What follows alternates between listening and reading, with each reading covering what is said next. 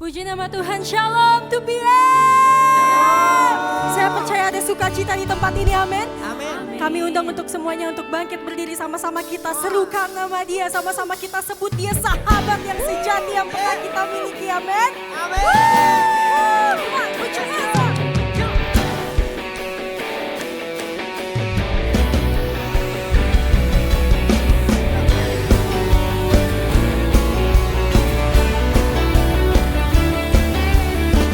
Sebab hanya Engkau sahabat kami, Tuhan. Mari sama-sama kita nyatakan. Membuatku berarti karena Yesus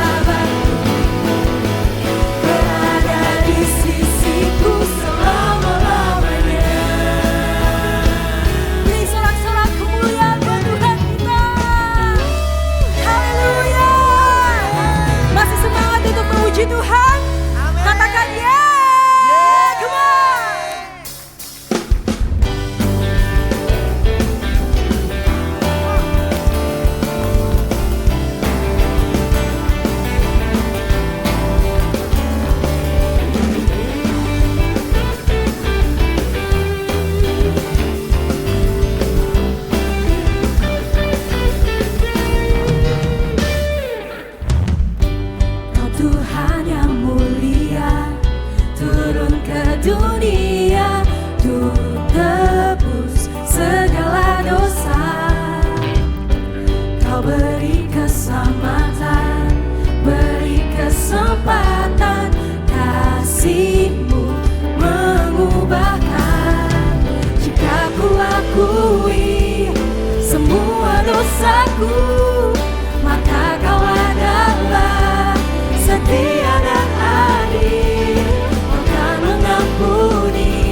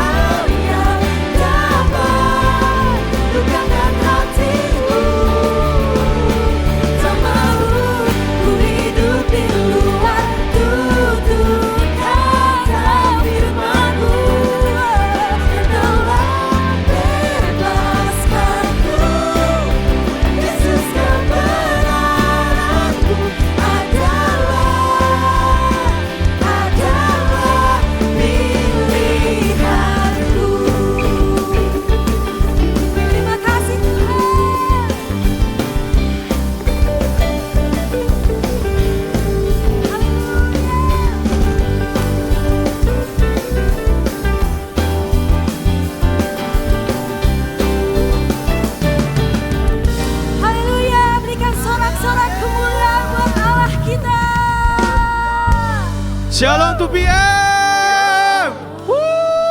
Silakan duduk dulu. Shalom teman-teman semuanya, apa kabar? Baik ya? Gimana 1 minggu ke belakang terus ke sini baik-baik semuanya? Puji Tuhan. Baik ya. Oke, kita mau menyambut dulu yang pertama kali hadir.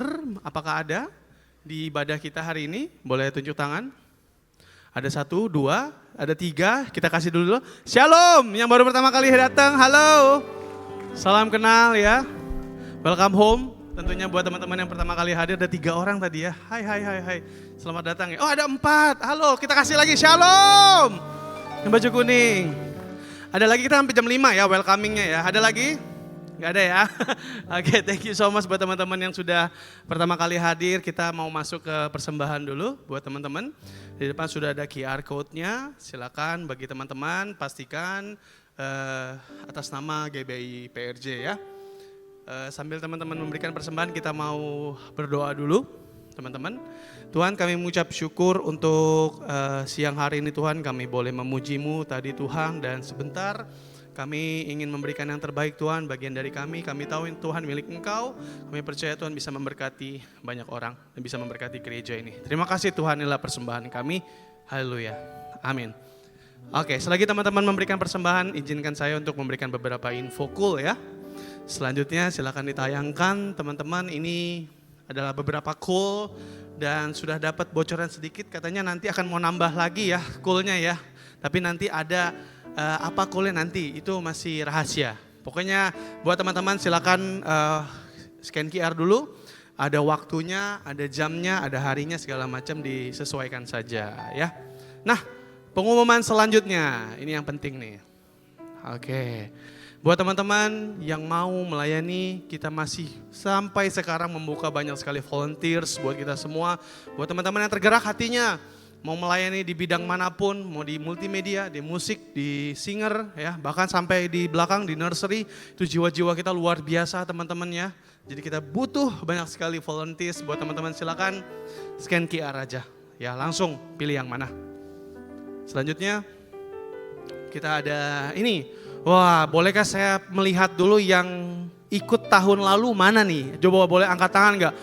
Wah, luar biasa. Oke, ini kita sebenarnya kalau pengen cerita sedikit, ini panitianya udah banyak banget nih ya ide-idenya. Jadi buat teman-teman pastikan di tahun ini dengan temanya yaitu Rise, bangkit. Jadi buat teman-teman, ayo, ini ada pre-registnya ya. Untuk scan QR dulu, mungkin bisa lihat-lihat dulu di tanggalnya, tempatnya hampir sama teman-teman di 18 sampai 20 Oktober 2024. Pastikan ikut ya, karena ini berbeda 180 degree. Ya pokoknya itu 180 derajat beda dari tahun lalu, jadi dibuat beda lah gitu ya. Selanjutnya pengumuman hari ini ada badminton. Siapa yang mau main badminton hari ini teman-teman? Pastor Billy Lantang mau main badminton today, Pastor. Oh basket, oh iya bener. Pastor Billy basket banget anaknya ya. Selama USA ya, menang ya Pastor ya. Avenger, oke. Hari ini kita akan main teman-teman, jadi buat teman-teman yang mau main badminton boleh banget. Ini skillnya medium, rare ya. Pokoknya semua bisa main. Ini sedikit cerita teman-teman. Mungkin ini cuma sebatas kegiatan kita lihat ya. Tapi dari 2PM ini banyak banget kesaksian. Banyak yang ikut Tuhan karena merasakan komunitas dari kegiatan ini. Makanya badminton selalu kita adakan karena banyak fellowship. Kita kasih tepuk tangan buat Tuhan kita ya. Jadi gak cuma kegiatan, banyak fellowship. Buat teman-teman silakan juga bisa main ya. Dan kita juga ada pengumuman teman-teman di tanggal 17 Agustus nanti, hari kemerdekaan kita mau buka volunteers juga buat teman-teman ya. Di situ ada register juga buat teman-teman yang mungkin mau ikut untuk berpartisipasi dalam lomba. Boleh banget untuk scan QR 50.000 per orang. Dan yang selanjutnya jangan lupa untuk follow sosial media kita di sini, karena dari sosial media ini banyak sekali prayer request yang banyak teman-teman. Jadi buat teman-teman yang mau didoakan, boleh banget follow dulu. Nanti setiap hari Jumat dan Sabtu kita akan kasih story di itu, teman-teman tinggal isi aja mau didoakan apa. Nah, ngomong-ngomong soal sosial media teman-teman, ini ada prayer request. Tapi kali ini Ko Didi lapor gak cuma minta didoakan kok, tapi terjadi mukjizat. Kita kasih tepuk tangan dulu boleh buat Tuhan kita. Mukjizatnya apa sih? Ini kayaknya baru banget nih, fresh ya. Jadi Halo Kak, aku mau nyatain, ini kita anonymous semuanya, karena memang kita mau bawa doa banget, prayer request kita ini bisa jadi terobosan buat teman-teman semua. Aku mau cerita sedikit, aku kurang lebih 1 tahun doa sama Tuhan, minta kerjaan. 1 tahun teman-teman ya, lama gak 1 tahun minta kerjaan? Lama banget ya. Selalu minta didoakan di prayer request ini dan sekarang aku mengucap syukur karena aku sudah dapat pekerjaan yang lebih baik. Dan sekarang aku mau berinteraksi dengan orang China biar Mandarinku lancar. Aku percaya doa aku baru dijawab sekarang semua karena proses dari Tuhan. Dan doa dari teman-teman semuanya. Wah, merinding ya. Ini membuat kita sangat setiap prayer request yang masuk kita doakan tiap minggu. Itu menjadi power buat kita. Jadi buat teman-teman yang mau didoakan boleh nanti next week. Kalau misalnya lihat story-nya dari 2 PM. Ketik aja karena kita nggak akan kasih tahu namanya siapa, anonymous semuanya ya. Dan kita sangat mengucap syukur karena terobosan terjadi. Dan tentunya masih ada juga prayer request yang masuk, minta doa mengalami kesulitan mendapatkan pekerjaan ya. Dan minta calon pasangan hidup. Nah kalau ngomongin pasangan dan calon hidup ini kayak tiap minggu ya. Nanti Pastor Billy mohon bantu ya Pastor ya. Tiap minggu nih ada ya. Jadi mungkin saya kasih trik sedikit kali ya. Mungkin kamu harus kasih gombalan-gombalan misalnya kayak gini. Dek, Mazmur 28 berkata, Tuhan adalah kekuatanku tapi kamu adalah kelemahanku. Dikit gitu, gombal dikit ya kan, tipis gitu. Dek, Tuhan suruh kamu jadi garam, kok kamu malah jadi gula, manis banget. Maksud gue kayak gitu biar ada gitu kode-kodenya sedikit. Ya pokoknya nanti kita doakan juga sama-sama buat teman-teman yang mencari pasangan hidup. Semoga bisa dikasih yang terbaik, waktu dari Tuhan yang terbaik tidak terlalu cepat, tidak terlalu lambat. Benar? Amin? Yuk, kita boleh berdoa sama-sama teman-teman. Saya undang boleh bangkit berdiri, kita mau doakan teman-teman kita di prayer request. Hari ini Tuhan, kami mengucap syukur siang hari ini kami boleh berkumpul Tuhan. Dan kami tadi baru dengar Tuhan sebuah terobosan dari teman kami Tuhan, dia udah dapat kerjaan. Sekarang dia mau up level Tuhan di bahasa Mandarin Tuhan. Dan dia percaya prosesmu, dia percaya waktumu yang terbaik Tuhan. Walaupun dia punya kendala, tapi dia tahu Tuhan yang punya kendali. Dan dia selalu bertahan karena dia bertuhan. Terima kasih Tuhan, Kau sudah memberikan terobosan bagi anak ini Tuhan. Dan kami percaya Tuhan, Engkau akan terus angkat karirnya Tuhan. Dimanapun dia berada akan menjadi berkat Tuhan. Dan kami juga mau berdoa buat teman-teman yang masih mengalami kesulitan untuk mendapatkan pekerjaan di tahun ini Tuhan. Kami berdoa Tuhan, Engkau sudah siapkan yang terbaik Tuhan. Bila Kau ingatkan anak ini Tuhan untuk terus Tuhan mengasah Tuhan skillnya Tuhan. Kami berdoa Tuhan bela anak ini Tuhan tidak hilang harapan. Karena kami percaya harapan itu hanya di dalam nama-Mu. Dan Engkau selalu menjaga melingkupi anak ini Tuhan. Dan kami percaya sudah Kau siapkan. Dan juga Tuhan yang terakhir Tuhan ada teman-teman kami yang rindu Tuhan untuk mendapatkan pasangan hidup yang seiman. Yang sepadan. Yang takut akan Tuhan. Kami berdoa Tuhan. Waktu Tuhan yang terbaik sudah Kau siapkan Tuhan bagi anak ini. Pasangan yang terbaik Tuhan yang akan membawa dia jauh. Terbang tinggi Tuhan bersama dengan Engkau Tuhan. Kami berdoa Tuhan biarlah teman-teman ini Tuhan. Yang merindukan pasangan akan segera diberikan Tuhan. Di waktu yang terbaik, di waktu yang tepat. Tuhan sebentar kami ingin memuji-Mu lebih dalam lagi. Menyembah-Mu lebih dalam lagi Tuhan. Dan akan mendengarkan firman-Mu. Kami siap untuk memulai ibadah hari ini. Kami mengucap syukur. Amin. Sekali kita beri tepuk tangan yang terbaik untuk Tuhan kita sebelum kita menyembah Tuhan. Teman-teman aku mau bacain satu ayat yang sangat memberkati aku. Di Ulangan 31 ayat 8 berkata seperti ini. Sebab Tuhan dia sendiri akan berjalan di depanmu. Dia sendiri akan menyertai engkau. Dia tidak akan membiarkan engkau dan tidak akan meninggalkan engkau. Janganlah takut dan janganlah patah hati. Aku percaya teman-teman kalau ayat Alkitab di hari ini mengingatkan kita kalau Tuhan tuh selalu berserta dengan kita. Walaupun mungkin kita sekarang lagi ngerasa sendirian, kita lagi mungkin di tempat ini sama-sama tapi kita mungkin di dalam hati ngerasa sendirian. Tuhan kenapa aku ngerasa gak ada yang mengerti aku, ngerasa gak ada yang bisa mengerti aku. Tapi aku percaya teman-teman kalau Tuhan selalu ada beserta kita, janjinya Tuhan nyata di hidup kita semua. Kalau kita percaya, kita sama-sama mau menyembah Tuhan. Dan kami nyatakan Tuhan Kau tidak pernah meninggalkan kami Yesus. Terima kasih Tuhan, terima kasih Tuhan.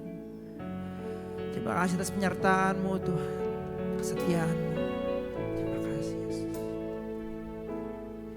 When I feel distant, Your love draws me close. When my hope is missing, Your presence is my home. Sing, You're my protector. You're my protector. Your word keeps me safe. The love of my Father, nothing can separate. No matter where I've been or what I've done, You'll never leave or hold back Your love. Your presence is surrounding me. I am not alone. You are here with me. Yes, we believe, God. You've given me Your heart. You will never leave. Father, You're always good, and You're always here for me. Sing, You'll never leave. You'll never leave. Yes, we believe, Jesus, that You'll never leave us. Sedetik pun Tuhan, Kau tidak pernah meninggalkan kami. Teman-teman, nyanyikan lagu ini bareng-bareng. When I feel broken, show me what it costs to win back my freedom, my Savior on the cross. No matter where I've been or what I've done, You'll never leave or hold back Your love. Your presence surrounding me. I am not alone. You are here with me. You've given me Your heart.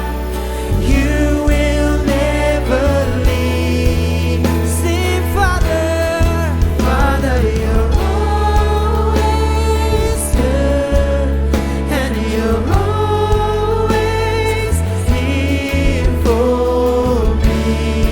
You'll never leave us. You'll never leave. Sing, for all my days, for all of my days, Your love wraps around me, love wraps around my heart, and I am saved.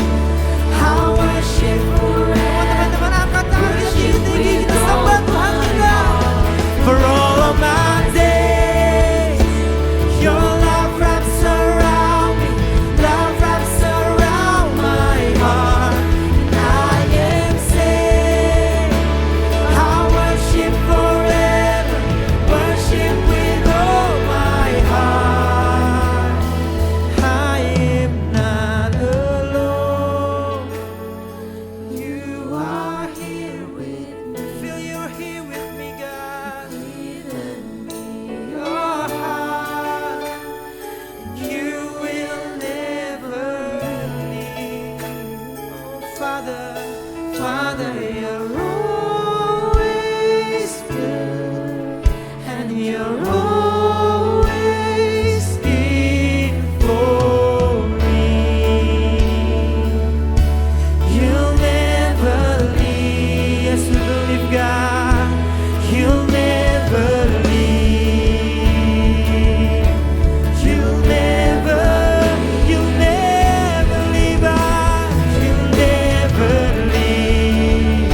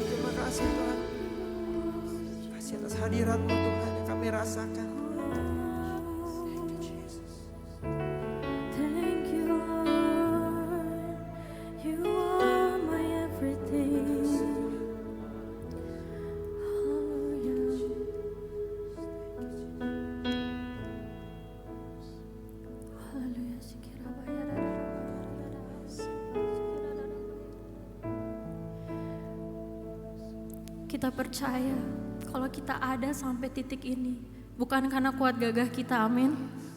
Itu semua karena anugerah Tuhan yang kita tidak layak terima, tapi Tuhan kasih dengan cuma-cuma. Kita nyanyikan pujian ini. Penyertaan-Mu Tuhan, segalanya bagiku, hadir-Mu di hidupku, terutama bagiku. Penyertaan-Mu Tuhan, segalanya bagiku, hadir-Mu di hidupku, terutama bagiku.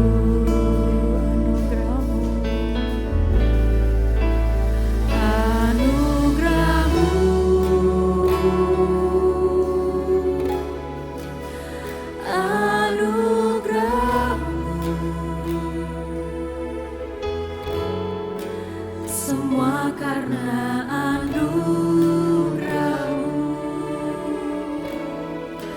bukan karena kekuatanku.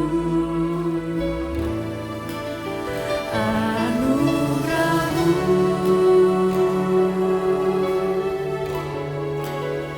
anugerah-Mu Tuhan, kasih dan sayang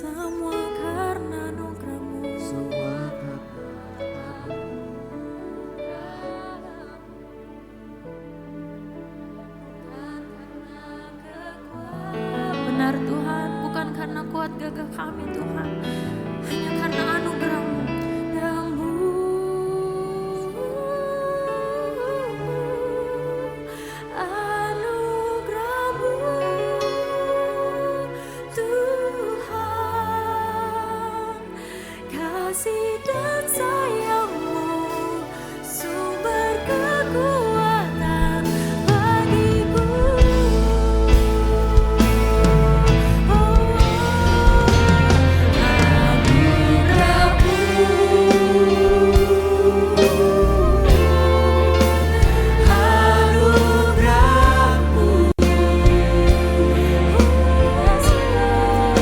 Semua karena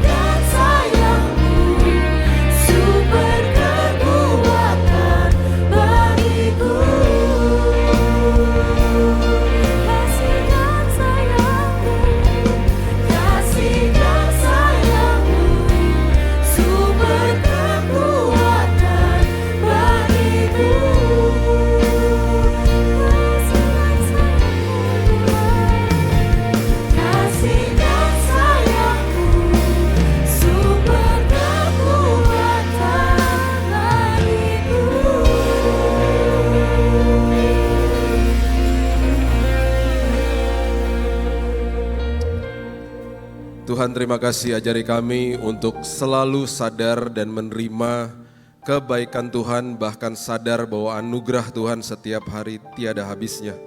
Kasih karunia Tuhan cukup, belas kasihan Tuhan cukup setiap hari. Ajari kami menerima kebaikan Tuhan, supaya kami hidupnya dipenuhi sama kebaikan Tuhan, dan kami akhirnya hidup kami memberikan kebaikan berdampak bagi bumi ini. Tuhan, terima kasih buat kesempatan demi kesempatan kami bisa duduk seperti Maria di kaki Tuhan, mendengarkan isi hati Tuhan, dan terlebih lagi Tuhan, Roh Kudus yang menjadi pemandu dalam kehidupan kami, penasehat, sebagai penghibur, bahkan mentor agung kami. Kami akan biarkan semua Roh Tuhan bekerja dalam hidup kami. Kami percaya hari ini firman Tuhan memerdekakan setiap hidup. Di dalam nama Tuhan Yesus, kami sambut firman kebenaran, kita sama-sama katakan, amin, amin, amin, amin, amin, amin, amin. Silakan duduk. Shalom semuanya. Wah, terima kasih. Udah makan siang? Tadi ya makannya ya, jangan barusan. Bahaya ngantuk soalnya. Oke, Kejadian 1 ayat 1. Sepanjang hari kita membahas tentang road tripnya Tuhan. Kejadian 1 ayat 1 ini sebenarnya adalah infrastruktur yang Tuhan berikan dalam hidup manusia. Dan dikatakan pada mulanya Allah menciptakan langit dan bumi. Pada mulanya berarti Tuhan menciptakan sebuah waktu yang Tuhan berikan dalam hidup manusia, yang kita kenal dengan kata kronos, ya, chronological. Dan Tuhan kasih itu dalam setiap hidup kita, dan kita memang terbatas, terkurung di dalam waktu itu. 1 hari 24 jam, 1 tahun 365 hari, bahkan kita diberikan masa tugas 70 kalau kuat 80 tahun. Kemudian setelah itu Tuhan menciptakan sebuah langit. Langit berbicara tentang ruang. Ruang itu berarti dimanapun kita ditempatkan Tuhan, kita patut mengelola tempat itu dengan sebaik-baiknya. Keluarga, ya, tempat pekerjaan, usaha, pelayanan, dan di mana saja kita berada. Semua yang Tuhan titipkan, Tuhan tidak salah, yang salahnya manusianya. Jadi jangan pernah berpikir seandainya saya ada di keluarga yang itu, seandainya saya ada di pekerjaan yang itu. Semua yang Tuhan tempatkan di dalam musim hidup kita, Tuhan gak pernah salah. Kita yang patut mengelolanya menjadi orang yang merdeka dalam hidup kita, tidak terintimidasi atau membanding-bandingkan diri dengan orang lain. Kemudian Tuhan menciptakan bumi. Bumi berbicara tentang materi, semua yang kita pegang di tangan kita, teknologi apapun, itu bahan dasarnya sudah ada sejak awal. Tuhan sudah taruh itu di kandungan bumi. Manusia discover, manusia menemukan, bukan menciptakan. Unsur-unsur ini yang akhirnya bisa digabungkan menjadi sebuah teknologi misalnya. Dan akhirnya sampai nanti kepada waktu-waktu yang akan datang, pikiran otak manusia akan terus dibukakan sama Tuhan. Dan itu sebabnya hari lepas hari apapun yang manusia buat, manusia temukan, sebenarnya nggak bisa terjadi sebuah kesombongan karena semuanya dari Tuhan sebenarnya. Jadi ini adalah infrastruktur yang Tuhan buat untuk manusia. Tuhan kasih waktu, Tuhan kasih ruang, Tuhan kasih materi. Kita diminta untuk mengelola, berkuasa atasnya. Bahaya kalau hal-hal yang sebaliknya terjadi, misalnya materi berkuasa atas manusia, uang berkuasa atas manusia, bahaya. Itu sebabnya kalau uang bisa bicara, dia akan pasti bilang, mendingan saya jadi hamba, kamu tuannya aja. Ya, itu infrastruktur. Nah, kemudian Tuhan kasih di dalam semua kehidupan manusia sebuah pin drop. Nanti dari sini saya harus ke Intercon. Pasti saya akan buka Google Map. Pin dropnya di mana? Pasti dia akan ngarahin lewat jalan yang paling cepat, ya kan? Tuhan kasih sebuah arahan, a beacon, a light, ya, sebuah tanda di dalam hati manusia, di mana manusia akan terus cari Tuhan. Karena dia adalah sumbernya, kita adalah ciptaan, dia adalah pencipta, ya kan? Nah, ketika Tuhan taruh ini, manusia nggak bisa lari kemana-mana sebenarnya. Ya, coba lihat Pengkhotbah pasalnya yang ketiga ayat 11 mengatakan begini. Pengkhotbah pasal yang ketiga ayat 11. Ia membuat segala sesuatu indah pada waktunya. Oke? Bahkan Tuhan memberikan kekekalan dalam hati mereka. Tuhan kasih eternity di dalam sini. Ya, itu sebabnya manusia semuanya pasti cari Tuhan. Bahkan orang yang mengatakan saya ateis, saya agnostik, saya nggak percaya sama Tuhan, pasti mereka akan cari sosok Tuhan di tempat, di bentuk atau di pribadi yang lain. Udah pasti. Karena manusia butuh Tuhan dalam hidupnya. Jadi kadang-kadang ketidakpercayaan mereka sendiri itu menjadi Tuhan atas hidupnya. Mereka bangga sama ketidakpercayaan mereka. Itu sebabnya kalau sampai kita bertemu dengan orang-orang seperti begini, jangan debat kusir. Kita harus paham bahwa mereka sudah dikasih beacon light di dalam sini, yang kedap-kedip. Mereka lagi cari, siapa itu? Jadi waktu ada dua teman saya yang terus-menerus datang ke rumah, yang satunya teman dari lama, yang satu ateis, satunya agnostik. Saya terpancing di awal-awal untuk debat kusir sama mereka, karena kesel saya. Ya, karena Tuhan dijelek-jelekin dan lain sebagainya, bla bla bla. Tapi saya bilang, Tuhan, saya minta hikmat supaya saya gak terpancing, saya gak mau debat kusir sama mereka. Saya biarin aja Tuhan, karena Tuhan sudah kasih kekekalan di dalam hati mereka. Mereka ngobrol, kadang-kadang sampai jam 1 pagi. Setelah mereka pulang, saya sama istri saya doakan. Terkadang mereka mau kita berdoa bersama-sama, karena mereka udah mulai mentok akhirnya. Kalau mereka minta pendapat, baru saya utarakan dengan bahasa seperti begini, menurut gue ya, kan lu nanya ya. Saya gak pernah ngomong gini, lu salah, lu gak bisa begini, saya gak mau ngomong begitu. Saya gak mau mereka akhirnya terhilang dari visitasi ke rumah saya gitu loh. 1 bulan, 2 bulan, 3 bulan, bulan ke-6, dalam waktu yang berdekatan, dua-duanya terima Yesus sebagai juru selamat. Dua-duanya lahir baru. Dan bahkan saya kasih tahu begini sama mereka, kalian tahu gak? Ada ayat yang mengatakan berbahagialah orang yang lapar dan haus akan kebenaran firman karena mereka akan dipuaskan. Mereka betul-betul dipuaskan. Mereka bilang, Bill, gue ya. Mereka yang satu pengusaha, dia bilang, Bill, gue nih di dalam usaha gue sekarang lebih susah daripada sebelum ini, sebelum gue terima Yesus. Tapi kenapa hari ini walaupun ada kesulitan hidup, kok gue ada rasa damai, kepuasan? Itu dia. Thank you ya, gue udah ketemu tuh the light, kekekalan dalam hidup gue. Gue sekarang paham tidak ada kepuasan di luar Tuhan. Nah, berarti Tuhan udah kasih pin drop di dalam kita, udah dikasih nih tek gitu ya. Udah, sekarang kita kehidupan ini adalah perjalanan, it's a road trip, perjalanan. Ya, itu sebabnya di dalam perjalanan hidup pastikan hal yang paling penting, jangan bawa ekstra bagasi dari masa lalu. Jangan bawa ekstra bagasi, jangan bawa sampah dari masa lalu, ya. Saya nanti habis dari Intercon, nanti malam udah gak pulang. Malam saya udah ketemu istri saya di airport, di hotel. Karena besok jam 4 kami ada kunjungan undangan ke Freeport, ke Papua. Jadi kemarin kita udah beres nih, packingan semuanya. Tadi pagi sebelum saya berangkat ke sini, saya udah lihat lagi koper saya udah bilang titip sama istri saya, sayang ini udah beres ya, tinggal ditutup gitu. Saya lihat lagi koper saya, banyak kosongnya. Karena kita udah terbiasa traveling light, ya. Jangan sampai kita pergi 4 hari bawa sepatu 4. Teman saya yang duduk di depan udah ketawa-ketawa.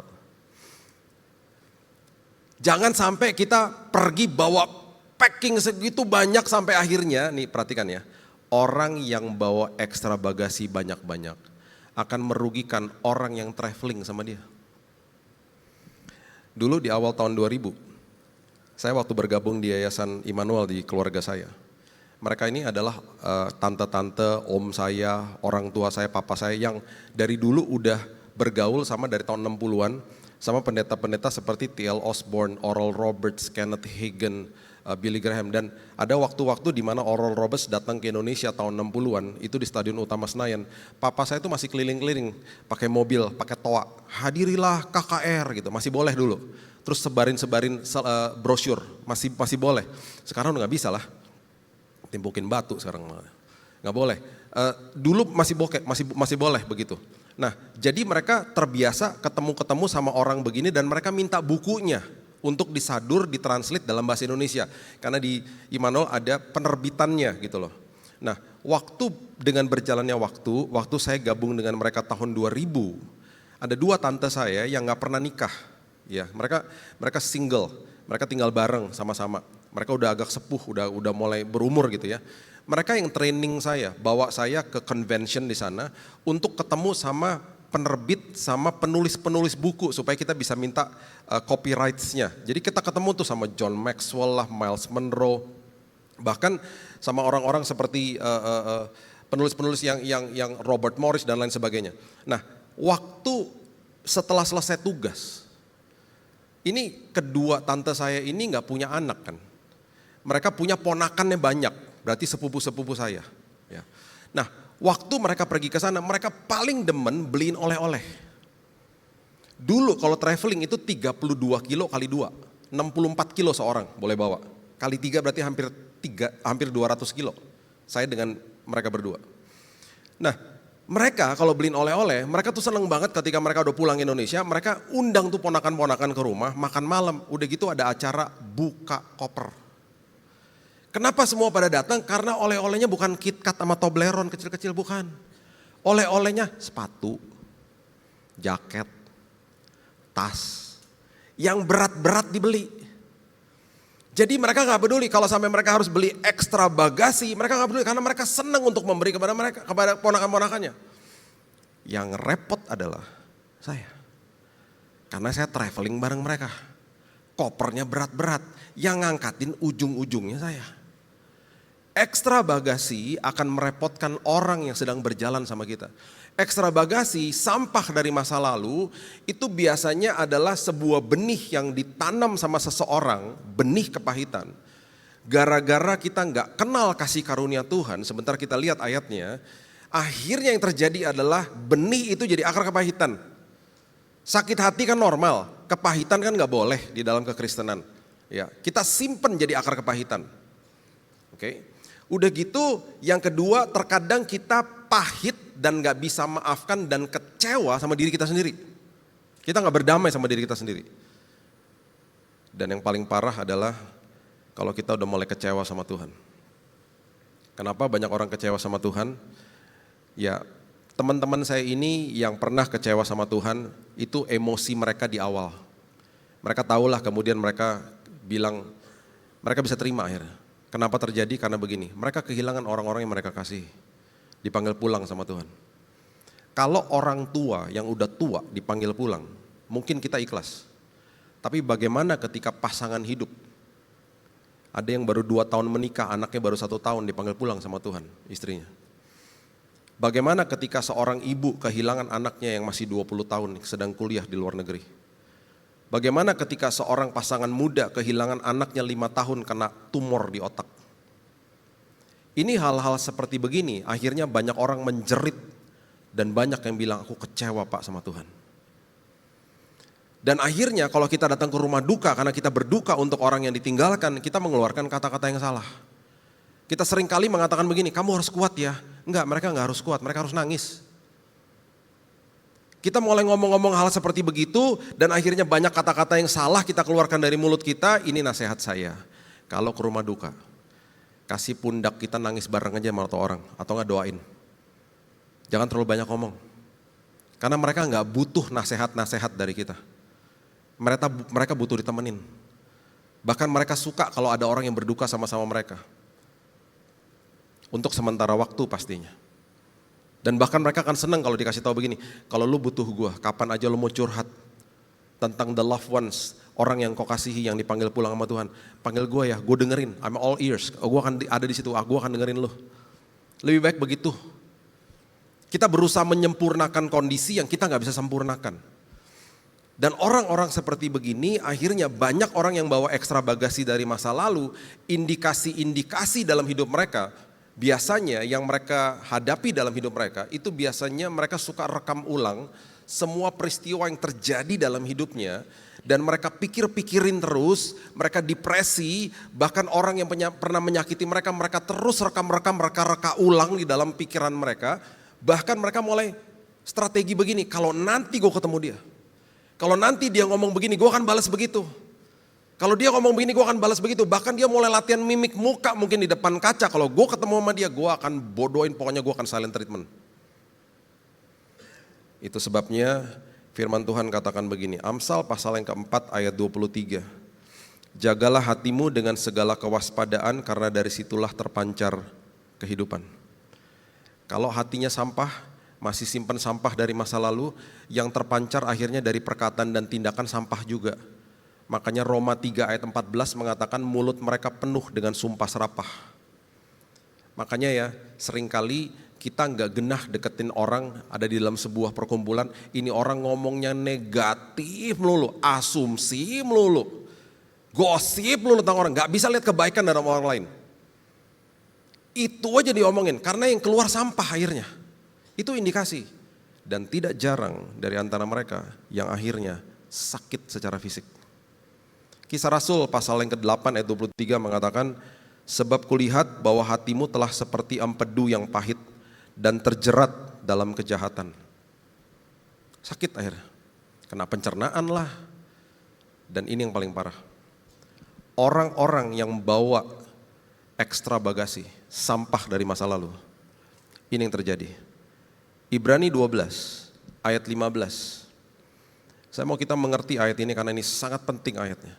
Dikatakan begini, jagalah supaya jangan ada seorang pun di antara kita yang menjauhkan diri dari kasih karunia Allah. Jangan jauh dari kasih karunia. Artinya apa? Kita harus dekat, harus tahu, harus ngerti tiap hari kebaikan Tuhan, anugerah Tuhan yang barusan kita nyanyikan. Tuhan tidak berseberangan sama kita, kita sudah dilayakkan semua kebenaran itu melekat dalam hati kita tiap hari. Jangan jauh-jauh dari kasih karunia Tuhan.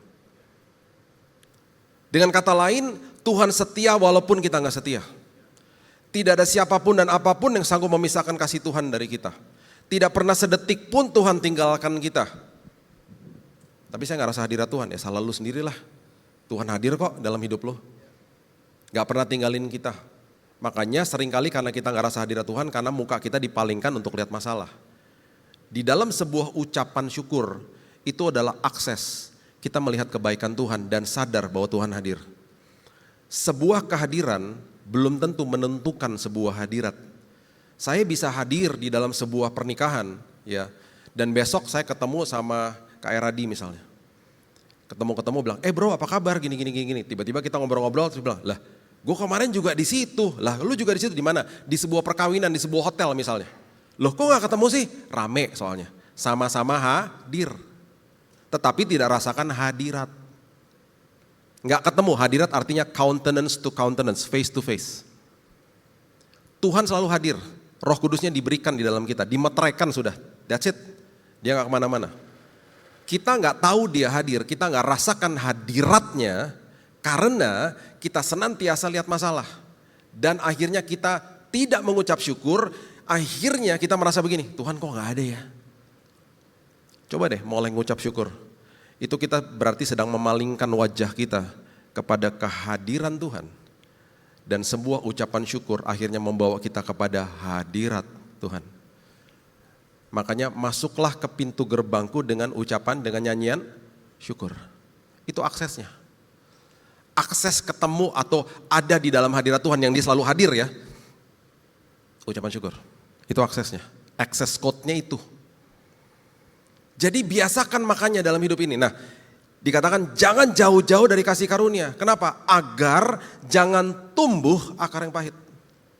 Makanya orang yang tidak menerima kebaikan Tuhan dalam hidupnya gampang sekali kepahitan.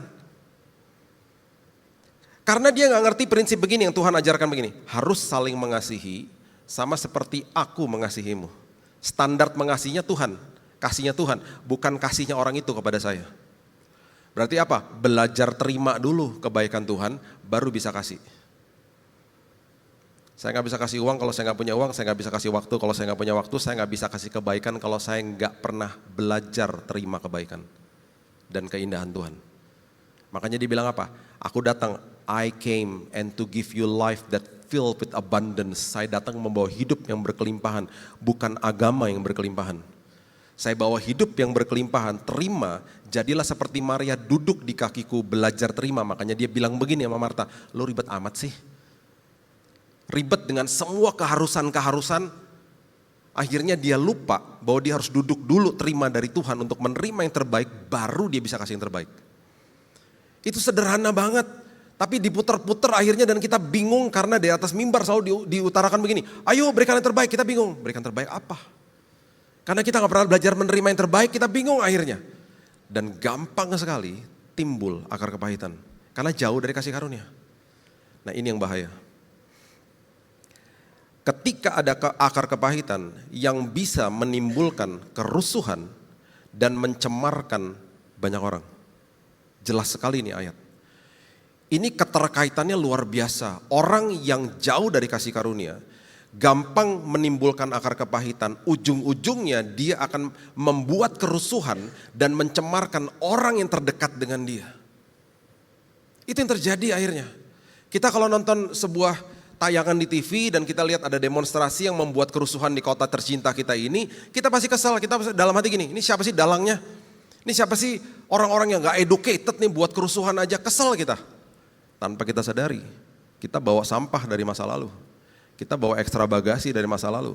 Kita buat kerusuhan di orang sekitar kita. Kita mencemarkan orang di sekitar kita. Itu sebabnya banyak orang yang hidup di sekitar orang yang kepahitan. Hidupnya jadi pahit gara-gara dia. Satu persatu teman-temannya ninggalin dia. Atau kalau teman-temannya ada di samping dia, teman-temannya akan jaga sikap karena tahu bahwa orang ini gampang tersinggung, gampang marah. Jadi akhirnya apa? Yang terjadi adalah fake relationship. Superficial. Yang terjadi adalah sebuah hubungan yang sama sekali gak ada genuinity-nya, gak ada yang keasliannya, semuanya serba muka dua. Karena temannya mungkin bilang, gue gak mau dekat-dekat sama lo, jaga jarak akhirnya. Dan yang terjadi adalah biasanya orang seperti begini, musuhnya banyak. Dia diemin banyak orang, musuhnya banyak, ditinggalin sama orang satu-satu. Dia gak sadar bahwa itu adalah indikasi dia lagi bawa sampah dari masa lalu. Dan gak pernah beres. Alkitab menjelaskan sesuatu yang sangat luar biasa. Jika satu hari kita teringat dengan hal-hal yang melukai, hal-hal yang mengecewakan hidup kita. Karena orang-orang seperti begini biasanya satu hari bisa ngomong gini sama saya, teman saya ngomong gini. Gue gak suka banget tuh lihat dia tuh. Lihat mana, lihat itu, lo orang itu. Emang lo kenal? Gue gak kenal. Yuk kenapa lo kesel? Gue gak suka lihat mukanya. Ya lu prejudis amat sih, ternyata usut punya usut, muka orang itu mirip sama orang yang pernah melukai dia. Kan parah kan? Nah ini adalah momen-momen ketika memori kita ke-trigger sama hal-hal seperti begitu. Dan kita terkurung di dalam sebuah jebakan iblis dan kita depresi akhirnya. Contoh, kita lagi ngobrol nih sama teman-teman, lagi ngopi-ngopi. Tiba-tiba ada teman kita buat jokes. Dan jokesnya itu sesuatu kata-kata yang pernah nyelekit buat kita, yang nyakitin kita di masa lalu. Kita tiba-tiba ingat sama orang itu, ingat sama momen itu, kita tiba-tiba jadi bete di situ. Padahal dia gak punya maksud apa-apa, dia lagi buat jokes kok temannya. Kita jadi sensitif kan. Terus teman-teman kita yang lain bilang gini, lo kenapa sih tiba-tiba jadi bete? Tahu, jadi kita gak mau ngaku pastinya. Itu momen-momen yang men-trigger memori kita. Teman saya pernah bilang gini, Bill gue masih belum siap untuk lihat anak 20 tahun, karena gue akan teringat sama anak gue. Gue gak siap Bill untuk lihat pasangan yang sedang jalan pegangan tangan, karena gue teringat sama pasangan gue yang dipanggil pulang sama Tuhan. Momen-momen seperti ini adalah sebuah momen yang direkam sama Yohanes. Dan dia kasih sebuah hidden gem buat kita belajar. Bahwa dia lagi kasih tahu sama kita bahwa yang dikatakan sama Ibrani itu betul-betul luar biasa. Kita sampai hari ini belum tahu penulis Ibrani itu siapa. Ada kemungkinan Paulus dari gaya bahasanya. Ya, Yohanes udah kasih tahu tentang momen-momen yang kayak begini. Dan dia sebut momen ini adalah momen api arang. Momen api arang itu maksudnya apa? Coba lihat Yohanes 18 ayat 18. Coba lihat. Kira-kira 2 bulan lalu saya bahas ayat ini di telepon sama anak saya. Dan kita dapat pewahyuan yang serupa. Kita nangis berdua di telepon. Dan ini ayat luar biasa bagi saya. Ya, Yohanes 18 ayat 18 mengatakan ini. Sementara itu hamba-hamba dan penjaga-penjaga bait Allah memasang apa? Api arang. Jangan lupa kalimat itu. Sebab hawa dingin waktu itu mereka berdiri berdiam di situ. Petrus berdiri berdiam bersama-sama dengan mereka. Ini tempatnya ada di depan rumahnya Imam Besar Kayafas. Yesus lagi ditahan, mereka berdiam di depan situ, di depan api arang. Api arang itu kalau misalnya kita lagi nonton film hari-hari ini, ada gentong di New York misalnya gitu ya, ada kayu-kayu. Terus para homeless, para tunawisma di sampingnya pada berdiam. Berdiam tuh menghangatkan tubuh, lagi begini-begini gitu. Ada kemungkinan ini api unggun, kita nggak tahu bentuknya kayak gimana. Oke, Petrus ada di depan situ, di depan api arang nih ya. Tiba-tiba ada orang datang. Lu kan murid Yesus. Dia bilang gini, enak aja bukan. Dia sangkal Yesus di situ, di depan api arang. Sampai terjadi 3 kali akhirnya, dia sangkal Yesus. Oke, kita fast forward ya, Yesusnya mati di kayu salib, Yesus bangkit, dan Yesus mulai menampakkan diri kepada murid-muridnya. Penampakan pertama nggak terjadi dialog, tidak direkam dialog antara Yesus dengan Petrus, nggak ada jejak rekamnya, nggak ada. Mungkin Petrus main kucing-kucingan, dia dek rasanya, aduh nanti kalau gue ditanya gimana ya gitu. Karena Petrus tuh begini, direkam di dalam Alkitab, Petrus itu adalah orang yang membanggakan kasihnya kepada Tuhan, self-righteous. Dia bangga sama kasihnya kepada Tuhan, beda sama Yohanes. Yohanes karena dia berdiri di depan kayu salib, dia satu-satunya murid yang lihat Yesus mati di kayu salib. Dia belajar menerima kebaikan Tuhan. Makanya kalau dia tulis kitabnya, dia selalu tulis tentang dirinya, murid yang dikasihinya. Kita kalau nggak paham baca itu, kita akan lihat ini orang narsis amat sih gitu. Dia lagi kasih tahu sama kita bahwa dia lagi fokus sama kasih Tuhan kepada dia. Murid yang dikasihinya. Itu keren banget sih. Beda sama Petrus. Oh, aku sangat mengasihi dia, aku nggak mungkin nyangkal dia. Orang seperti begitu rentan jatuh dalam dosa. Dan akhirnya yang terjadi adalah ketika dia ketemu sama Yesus di penampakan pertama, penampakan kedua nggak terjadi apa-apa, penampakan ketiga. Dan angka di dalam Alkitab nggak main-main, 3 berarti angka kebangkitan kepada 7 murid. 7 adalah angka sempurna, di tepi Danau Tiberias. Direkam juga sama Yohanes. Ada Petrus, ada Yohanes, ada Yakobus, ada Nathanael, ada Thomas, ada 2 lagi nggak disebut namanya. Mereka lagi di Danau Tiberias, lagi menjala ikan. Yesus lagi di samping, di pantai, dia lagi nungguin mereka, dia lagi masakin mereka breakfast, makanan pagi. Makanan paginya apa? Roti sama ikan, atau yang kita kenal hari ini, panada. Yang nggak ngerti, tanyalah sama orang Manado, ya. Roti sama ikan. Coba lihat Yohanes pasal yang ke-21 ayat 9, coba lihat. Yohanes 21 ayat 9. Ketika mereka tiba di darat, mereka melihat apa? Mereka melihat apa? Api. Katakan dengan keras 1, 2, 3, api. Dan di atasnya ada panada, ada ikan sama roti. Oke? Mereka duduk di depan Yesus. Dan Petrus duduk di situ, dia langsung gini, dek, aduh api arang lagi. Dia pasti teringat sama momen ketika dia sangkal Yesus. Yesus sengajain dia buat begini. Karena dia mau kalau kita lagi ingat dan diingatkan sama iblis dan diintimidasi tentang masa lalu kita, dia mau kita belajar untuk jangan jauh-jauh dari kasih karunia-Nya. Nanti teman-teman baca di rumah, di ayat selanjutnya pertama kali terjadi dialog antara Yesus dengan Petrus, one on one. Dia nggak pernah nuduh, dia nggak pernah ungkit-ungkit, dia cuma katakan begini, dia cuma bertanya bahkan, do you love me? Kamu sayang gak sih sama aku? Dengan kata lain, terlebih dahulu aku telah mengasihimu, mati dan bangkit buatmu. Do you love me? Dia fokus kepada hatinya dan dia mau hatinya Petrus pulih. Gak ada tuduhan, there is no condemnation di dalam Yesus Kristus. Dan setelah itu dia menyatakan 3 kali, kalau kamu pulih saya mau katakan ini kepada kamu, gembalakan domba-dombaku. Teman-teman, kalau baca di Kisah Para Rasul, dia menjadi pilar gereja mula-mula dan ketika dia berkhotbah 3.000 orang bertobat terima Yesus.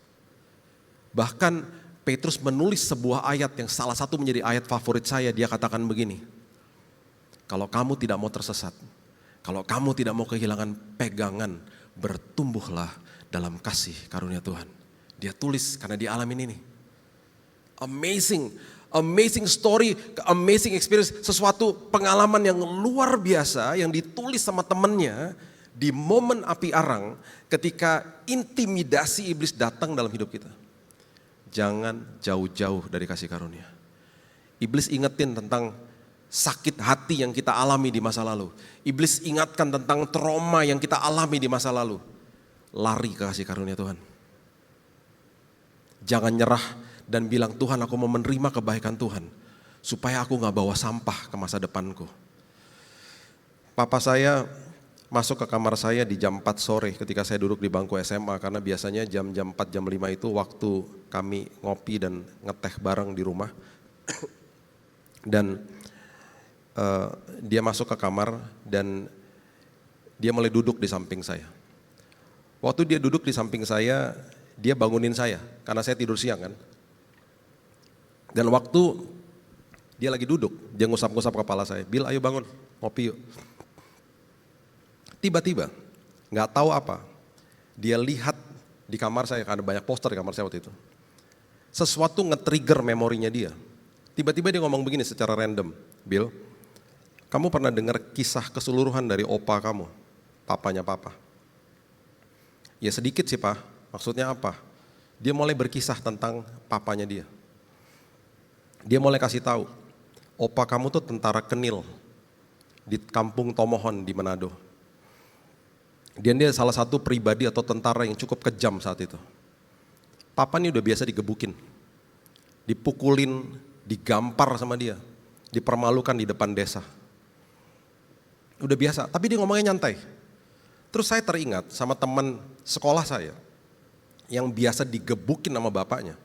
Karena bapaknya juga digebukin sama bapaknya.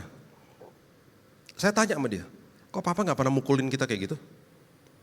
Kok papa gak pernah mukulin mama? Bahkan papa agak-agak kelebay kalau sama mama. Mama cuma staycation 1 hari di Jakarta, tinggal sama saudara-saudaranya di hotel, besoknya balik ke rumah, ada bunga segede-gede bagong, welcome home. Ya elah Pak, please deh, lebay banget gitu loh.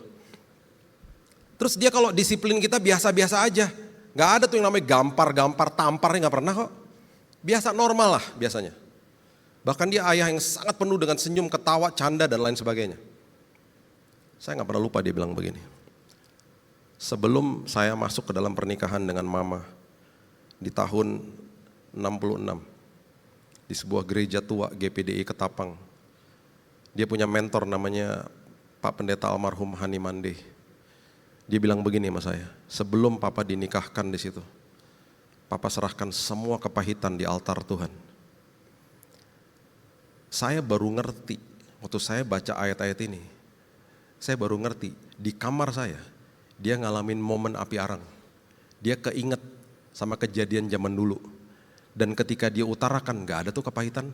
Karena semua sampah, semua ekstra bagasi, dia udah tinggalin sebelum dia masuk ke dalam keluarga yang baru. Dia gak bawa ekstra bagasi. Itu sebabnya dia gak pernah menimbulkan kerusuhan, dia gak pernah mencemarkan keluarganya. Karena yang dia bawa adalah sebuah kehidupan yang baru dalam hidupnya. Itu sebabnya masuk ke dalam hidup ini, perjalanan sama Tuhan, tinggalkan sampah masa lalu. Tinggalkan, kita udah belajar indikasi-indikasinya. Dan kalau kita sampai ingat, firman Tuhan udah kasih jawaban buat kita. Kalau ada sampai momen api arang, ingat jangan jauh-jauh dari kasih karunia Tuhan. Dan yang kedua, di dalam apapun yang sedang kita lakukan, dalam perjalanan road trip kita, pilih ring satu yang senilai, bukan sehobi. Saya paling kesel kalau dengerin orang mau nikah ngomong gini. Kenapa kalian mau nikah? Iya om, karena kita kesukaannya sama. Pengen saya jitak ya. Karena kita kesukaannya sama om gitu, hobinya sama om, banyak kesamaan loh kita om. Satu nilai, bukan satu hobi. Kalau satu nilai plus satu hobi, bagus. Tapi kalau enggak apa-apa. Nanti yang satu bisa adjust dan lain sebagainya. Kalau satu nilai. Makanya Amsal 13 ayat 20 bilang begini. Siapa bergaul dengan orang bijak menjadi bijak. Siapa berteman dengan orang bebal menjadi malang. Jadi pastikan ring satunya kita itu orang-orang yang senilai. Makanya orang-orang yang datang ke rumah kita kan berbeda-beda layernya. Tukang paket datang ke rumah, pasti kan letaknya di luar pagar. Nggak mungkin kita bilang sama tukang paket, mas masuk aja mas, gue di kamar, masuk aja, udah masuk, jangan malu-malu, masuk aja. Nggak mungkin lah, kita suruh mbak keluar ngambilin paketnya. Pak RT, Pak RW kalau ke rumah saya, duduknya di teras depan. Teman saya itu tuh, Yosi itu, saya keluar dari kamar dia udah di meja makan. Lagi makan. Ada 2 teman saya, sahabat saya dari kecil. Yang ketika istri saya nggak ada, tiba-tiba saya bangun pagi-pagi nih. Ini kenapa TV kamar nyala ya pas lihat. Ini lu dari mana gitu. Di sebelah gue dong tiduran gitu. Nyalain TV. Tidur. Sorry gue ganggu, sorry. Lu masuk dari mana? Ya tadi gue disuruh masuk sama istri lo gitu. Sama Gaby. Pas dia pergi tadi pagi. Surprise gitu. Surprise lo. Kagetin aja lo gitu. Masuk kamar. Saya pernah lagi tidur di kamar siang-siang. Tiba-tiba saya bangun dia lagi duduk di bawah. Kagetin ya selalu gitu. Lu jangan sering-sering kasih penampakan kayak gitu, kagetan gue tau gak orangnya. Makin dekat, makin dikit orangnya. Makin dekat, makin senilai. Yang layer-layer di luar sehobi oke lah. Makin dekat itu harus satu nilai. Dan setelah kita pahami itu, yang berikut yang ketiga adalah selalu belajar pinjem petanya orang. Yang udah pernah jalan ke jalan itu. Belajar sesuatu setiap hari. Makanya di dalam sebuah pernikahan akan ada konseling. Orang yang belum nikah belajar pinjam peta sama orang yang udah nikah. Kan gitu. Makanya kejar persiapannya, jangan eventnya. Karena sebuah janji tidak akan pernah bisa menggantikan sebuah persiapan. Tenang aja, nanti kalau kita janji nikah semua beres, enak aja. Janji gak bisa gantikan persiapan. Sebuah janji dari seorang pemain kepada coachnya gak bisa dia bilang gini, coach mainkan aku coach. Aku akan main terbaik, kalau dia gak pernah latihan dia gak akan main terbaik. Makanya persiapan segala-galanya. Makanya Michael Jordan setelah main basket di United Center, setelah semua orang pulang, semua teman-teman teammates-nya pada pulang, dia datengin juru kunci United Center. I wanna go back to the court. Turn on just one light. Buat saya, kasih lampu sorot satu aja. Dia syuting ke basket 1.500 kali. Ketika stadiumnya gak ada orang. Ditemenin sama juru kunci. Juru kunci ngomong begini, I always got a big tips dari dia. Dapat tips gede banget dari dia. Karena nemenin selalu. Dan dia saksi hidupnya. Sampai-sampai satu hari waktu diwawancara dia bilang gini, itu sebabnya ketika lo orang pada datang semuanya, penuhin stadium ini. Dia main luar biasa. Karena dia selalu kejar persiapan, bukan eventnya. Orang-orang seperti begitu adalah orang yang selalu belajar pinjam peta dari orang. Belajar firman, belajar mau dengar orang lain yang ngasih apalagi mentornya dia dan lain sebagainya. Filipi pasalnya yang ke-4 ayat 9 mengatakan begini. Apa yang telah kamu pelajari, apa yang telah kamu terima, dan apa yang telah kamu dengar, dan apa yang kamu lihat padaku, do it, lakukan itu. Maka Allah sumber damai sejahtera akan menyertai kamu. Paulus lagi ngasih tahu, yang kamu belajar dari saya, yang kamu observe dari hidup saya, lakukan, do it. Karena saya lagi kasih tahu sama kamu peta kehidupan seperti apa. Karena I've been there. Saya pernah lakukan kejahatan misalnya. Dan saya bertobat, saya terima Yesus, saya mengerti kasih karunia Tuhan. Itu sama aja seperti seorang anak 21 tahun datang kepada saya bilang gini, Kak, pendapat kakak gimana ya, gue lagi pacaran sama orang yang gak seiman. Lo nanya sama gue kan, ya janganlah ngapain lu buang-buang waktu, saya bilang gitu. Tapi tetap dilakukan sama dia. Itu sama aja seperti saya baru balik dari jalan yang buntu. Saya lagi balik jalan, tiba-tiba ada orang datang jalan ke arah situ. Saya kasih tahu dong, jangan ke sana, gue baru balik dari situ, buntu jalannya. Tapi tuh orang ngomong begini, makasih ya udah dikasih tahu, tapi nggak apa-apa, saya akan terus jalan, lihat aja ntar gimana. Lihat aja ntar gimana, tetap buntu. Ya nggak? Kan banyak orang ngomong gitu, udahlah nggak apa-apa lah, okay. Thank you udah kasih tahu ya, thank you for advice. Tapi nggak apa-apa, lihat aja ntar gimana. Banyak orang ngomong begitu. Padahal dikasih tahu. Dan yang terjadi adalah ini orang datang kepada saya lagi nangis, pacar gue bohongin gue. Kan gue udah bilang buntu. Gimana sih lo? Pinjem peta. Dan yang terakhir, Tuhan selalu kasih rambu dalam hidup ini. Di dalam sebuah road trip, dikasih rambu sama dia. Damai sejahtera, sukacita, kalau ada bahaya ditutup pintunya dan lain sebagainya. Amsal 27 ayat 12. Kalau orang bijak melihat malapetaka, bersembunyilah ia. Tetapi orang yang tak berpengalaman berjalan terus dan dia kena celaka. Anak saya yang tinggal jauh dari saya nggak tahu saya pernah saksikan di sini atau tidak. Di awal tahun dia bilang sama saya, Dedi, aku mau ambil S2 dan dia udah akhirnya masuk S2.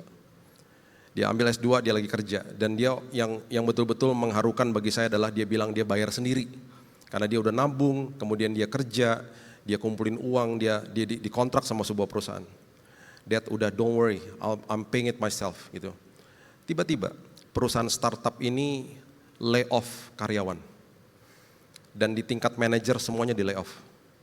Dia kena. Dia telepon saya, dia nangis. Dad, gimana ya Dad? Kok gitu ya? Kan Tuhan udah buka jalan. Ini kan aku juga masuk ke level itu kan agak susah. Kok tiba-tiba kayak gini ya? Aku bilang gini, Kak, kita doa ya. Karena kalau ada pintu yang sampai tertutup, mungkin aja ada bahaya. Dan mungkin Tuhan mau bukakan pintu yang lain yang lebih dahsyat buat kamu. Udah kita doa aja, it's okay, ngucap syukur aja. Kita berdoa, kita ngucap syukur. Teman-teman, kira-kira bulan lalu dia telepon saya, dia bilang gini, Dad, aku tiba-tiba di hire sama banyak orang untuk jadi konsultan digital marketing untuk mereka. Aku kerjanya jadi lebih bebas, aku dapat penghasilan. Terus kita khawatir kan untuk dia bayar semesternya dia. Kan dia kan lagi ngumpulin uang untuk bayar. Dan dia bilang kalau aku kerja terus seperti itu aku bisa kok.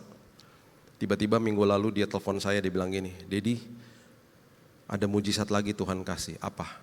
Aku dapat full scholarship. Semester depan aku gak usah bayar. Tuhan luar biasa. Kalau ada pintu yang ditutup, dia akan bukakan pintu yang baru. Karena di baliknya ada berkat yang luar biasa. Amin. Berapa minggu lalu, 2 minggu lalu, saya tutup sama ini ya. Istri saya ada perjalanan ke luar negeri. Dan karena ponakan kami wisuda. Saya gak bisa ikut, jadi pergi sendiri. Istri saya itu kalau di tes dominan intim stabil cermat, dia orangnya intim. Kelemahan orang intim gak teliti. Saya stabil cermat, teliti orangnya. Kalau dia traveling sama saya, paspor semua saya yang pegang. Jadi aman lah semuanya ya, paspor saya pegang, di mobil saya cek lagi, jadi aman lah selalu. Kemarin karena dia traveling sendiri, jadi saya waktu dia keluar kamar, saya udah mulai nanya. Sayang, paspor udah bawa? Udah. Dia orangnya karena gerak cepat dan orangnya pandai. Dia kalau ditanya-tanyain kayak gitu suka gak suka. Karena dia pikir semua udah beres gitu. Di mobil saya tanya lagi. Karena saya belum lihat paspornya soalnya. Paspor udah bawa kan? Bill kamu tuh bawel banget. Udah bawa, dikasih tunjuk, dibuka tasnya. Tuh, udah bawa. Oke. Kita jalan, sebelum saya keluar dari kompleks perumahan saya. Tiba-tiba ada suara dalam sini. Bill, tanya lagi dan sekarang suruh buka paspornya. Tuhan, barusan gua tanya, dia marah. Tuhan aja deh yang ngomong sama dia gitu. Akhirnya saya mau ngomong, kalau suaranya makin kencang ya udah. Sayang, boleh gak paspornya aku lihat? Ih kamu tuh bener-bener ya, ini udah dibawa. Iya buka aja gitu. Ih buka sama dia. Teman-teman tahu kan kalau paspor bekas, di halaman pertama kalau dibuka ada bekas guntingan. Bener gak? Tahu ya? Waktu dia buka, ada guntingannya. Berarti kan dia bawa paspor bekas, paspor lama. Saya kan lihat, paspor bekas. Terjadilah mengheningkan cipta di mobil. Tiba-tiba ada suara lembut banget. Iya salah nih. Terus saya jawab, ya terus gimana? Ya udah pulang aja. Oke. Pulang masih 2 menit karena kan masih belum jauh. Dalam perjalanan pulang, kesempatan dong. Saya ngomong gini, kamu tahu nggak dari rumah kita ke Soekarno-Hatta 30 kilo. Kamu bisa bayangin nggak, kamu di depan counternya Kuantas, kamu kan naik Kuantas. Kamu buka paspor kamu, aku udah tinggal kamu nih. Kamu terkaget-kaget karena yang kamu bawa paspor lama. Kamu nggak bisa pakai KTP. Ini bukan domestik. Kamu panik kan pasti kan? Kamu pasti telepon aku. Tolong ambilin paspor cepetan. 30 kilo saya balik. Saya balik lagi 30 kilo lagi, 60 kilo. Jam 4 sore di Jakarta, kelar lah. Ya, kamu ketinggalan pesawat pasti.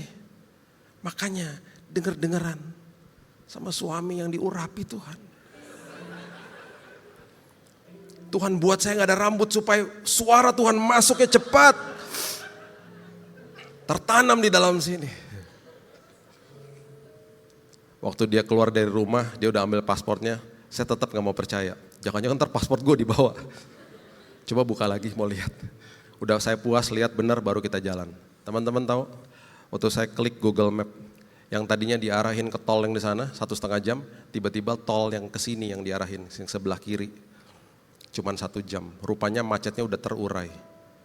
Saya bilang terima kasih Tuhan, saving me half an hour, 30 minutes. Dan saya juga pikir gini, Tuhan mungkin aja ada bahaya di sana. Tuhan arahin ke jalan yang baru. Di dalam semua apapun pergumulan hidup, Tuhan lagi arahin jalan kita. Kalau ada pintu yang ketutup, jangan kecewa sama Tuhan.